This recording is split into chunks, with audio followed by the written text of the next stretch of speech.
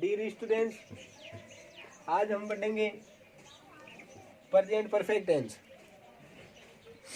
Present perfect tense, present जो perfect tense होता है इसकी हेल्पिंग वर्ब हैज और हैव होती है, प्लस इसके अंदर मेन वर्ब की थर्ड फॉर्म आती है।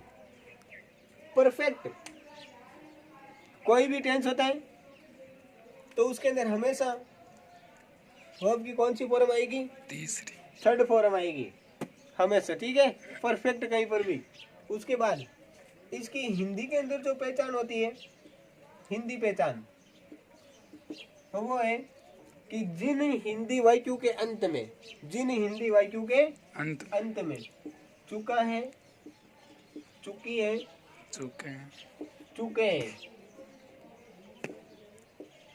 आदि वर्ड आते हैं तो वह प्रेजेंट परफेक्ट टेंस होता है। कौन सा टेंस होता है? Present present perfect tense. और इसके जो फॉर्मूले, सेंटेंस जो स्ट्रक्चर है,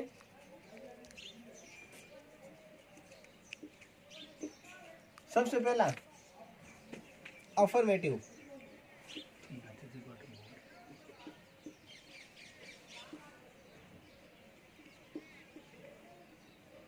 अफर्मेटिव सेंटेंस का जो स्ट्रक्चर होता है वो होगा subject plus helping verb has और हैव। तो सब्जेक्ट प्लस हेल्पिंग वर्ब और उसके बाद में मेन वर्ब की कौन सी फॉर्म आएगी? Third form. और उसके बाद में क्या आएगा? ऑब्जेक्ट आएगा। अब उसके बाद जो नेगेटिव सेंटेंस है, सेकंड,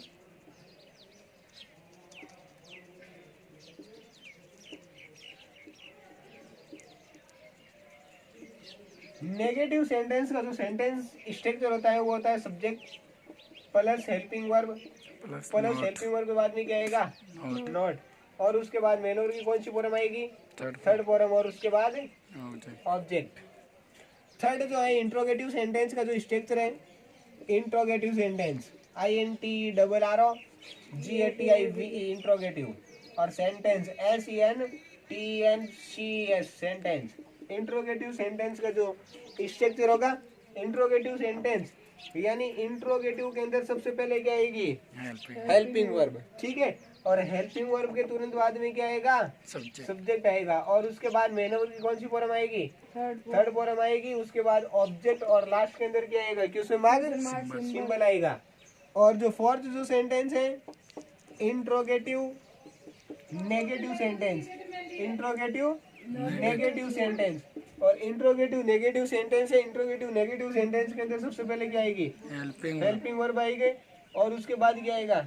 सब्जेक्ट। और उसके बाद में क्या आएगा? नॉट प्लस मेन वर्ब की कौन सी फॉर्म आएगी? Third form. और उसके बाद में ऑब्जेक्ट और फिगर ऑफ इंट्रोगेशन यानी क्वेश्चन मार्क क्या आएगा? सिंबल आएगा। सबसे पहले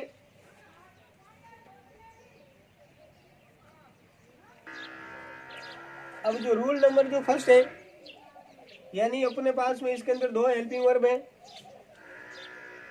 हैज और हैव। सबसे पहले हैज जो हेल्पिंग वर्ब है उसका यूज सिंगुलर सब्जेक्ट के साथ में होता है। सिंगुलर सब्जेक्ट किसके साथ में? Singular subject. और जो हैव हेल्पिंग वर्ब है उसका यूज प्लूरल सब्जेक्ट के साथ में होता है। कौन से सब्जेक्ट के साथ में? प्लूरल सब्जेक्ट के साथ में। और इसके अंदर अपन को हमेशा ध्यान रखना है कि इसमें प्रेजेंट परफेक्ट टेंस के अंदर,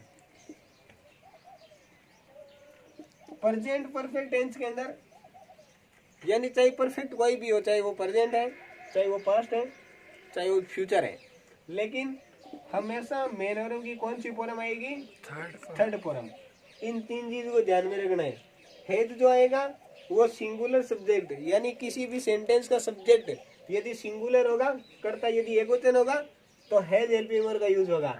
और यदि if any sentence the subject plural subject then we use have helping verb, यानी किसी भी सेंटेंस का सब्जेक्ट प्लूरल होगा यानी बहुवचन होगा तो अपन कौन सी हेल्पिंग वर्ब का यूज करेंगे? Have helping verb. सबसे जो फर्स्ट सेंटेंस एग्जांपल देखते हैं अपन, ये जो हिंदी के अंदर जो सेंटेंस है और उसको जो 4 पार्ट से अपन इंग्लिश के अंदर ट्रांसलेट करते हैं, ये ज्यादातर छोटी क्लासों के अंदर काम में आते हैं, ठीक है, 6-7 तक। 8th के बाद में करेक्ट फॉर्म ऑफ जो वर्ब है वो मेनली काम में आती है, ठीक है। तो सबसे पहला सेंटेंस है वे पत्थर लिख चुकी है, वे पत्थर लिख चुकी है। तो सबसे पहले अफर्मेटिव जो सेंटेंस है, किसी भी सेंटेंस को बनाने से पहले अपने दिमाग के अंदर उस सेंटेंस के चारों अपन को टेंस के स्ट्रक्चर याद होना चाहिए, सूत्र याद होना चाहिए। तो सबसे पहले क्या आएगा? सी, और सी सिंगुलर सब्जेक्ट है, तो सिंगुलर सब्जेक्ट के साथ में हेल्पिंग वर्ब क्या आएगी? हैज आएगी। तो सी हैज, और उसके बाद में लिखना क्या है? मैन वर्ब है। लिखना क्या है? Man verb. और मैन वर्ब की कौन सी फॉर्म आएगी? Third form. तो सी हैज रिटन। राइट जो होता है, राइट फर्स्ट फॉर्म होती है और रॉट सेकंड फॉर्म होती है, और रिटन इसकी क्या होती है? Third form. और इसके अंदर मैन वर्ब की कौन सी फॉर्म आएगी? थर्ड फॉर्म आएगी।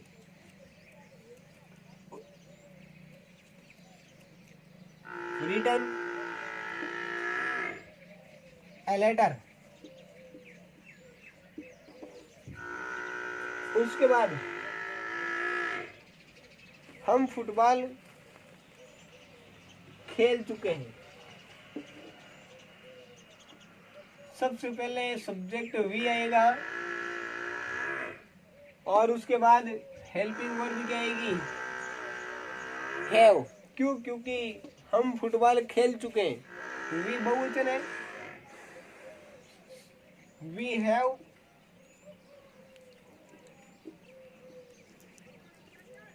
Played football. तो इसका जो नेगेटिव सेंटेंस होगा वो क्या होगा? She has not. सबसे पहले क्या आएगा? सी, उसके बाद हैज, और उसके बाद नॉट, और उसके बाद written a letter. She has not written a letter. Third sentence होगा वो क्या होगा? हैज। सबसे पहले हेल्पिंग वर्ब आएगी हैज, और उसके बाद में क्या आएगा? सब्जेक्ट सी, सब्जेक्ट आएगा, और उसके बाद रिटन, और रिटन ए लेटर। और जो चौथा सेंटेंस है उसके अंदर क्या आएगा? सबसे पहले has she not written a letter. इसी प्रकार से ये कोई डिफिकल्ट सेंटेंस नहीं है, और जितनी ज्यादा ट्राई हो सके उतनी आपको क्या करनी होगी? इसकी ट्राई करनी होगी। यानी सेंटेंस है ये, इसी प्रकार से ये है जैसे का जैसे होगा। केवल आपको किसी टेंस के सेंटेंस स्ट्रिक्ट चलाने चाहिए, ठीक है। उसके अंदर नेगेटिव जो सेंटेंस है, नेगेटिव सेंटेंस क्या हो जाएगा? वी हैव, यहाँ पे क्या आ जाएगा? नॉट आ जाएगा।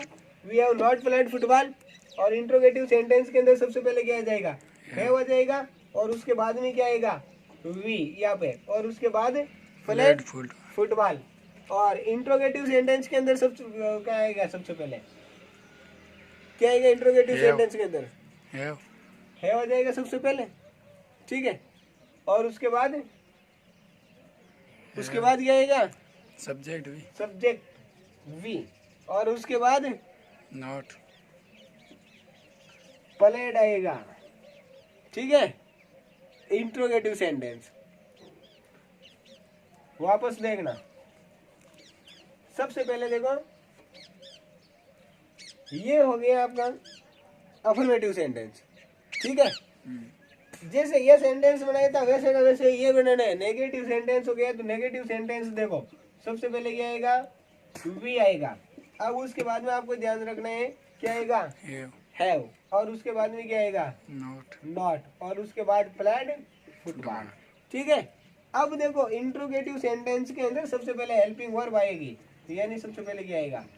हैव, उसके बाद में क्या आएगा? Subject we. सब्जेक्ट वी आएगा, और उसके बाद played football, played Football. Football, और उसके बाद जो लास्ट सेंटेंस है इसके अंदर क्या आएगा? सबसे पहले हैव आएगा, We और not. उसके बाद क्या आएगा? वी, और उसके बाद नॉट, Not और उसके play बाद football. Played football. ठीक है, तो इस प्रकार से आपको ये जो सेंटेंस है